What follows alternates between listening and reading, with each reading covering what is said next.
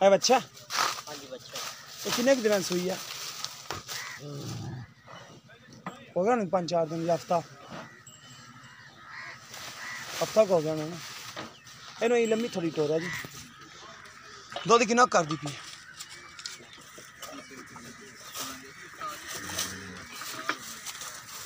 15 litre. 2 time ਦਾ ਦੁੱਧ ਜਿਹੜਾ 15 litre ਪਾਈ। और कहते हैं कि चवा के देंगे बच्चे में छड़ के। पहला सुबह सुई, पहला सुबह सुई है। सुथरी वैड़ माशाल्लाह, कमाल वैड़ है जी। और माशाल्लाह लाजवाब चढ़ा है। ये देखो सुथरी माशाल्लाह। और पावर पंजाब टीवी तेनों हमेशा जानवर अच्छे और अनमोल ही दिखाता है। लेने देने मुकद्दर होंगे ने, जानवर च कोई कमी नहीं होंगी। पहला सुबह कन्नी वाले पूरे करती पी है।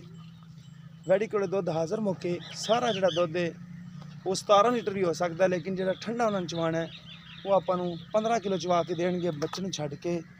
और माशाल्लाह थना की विरला चेक करो।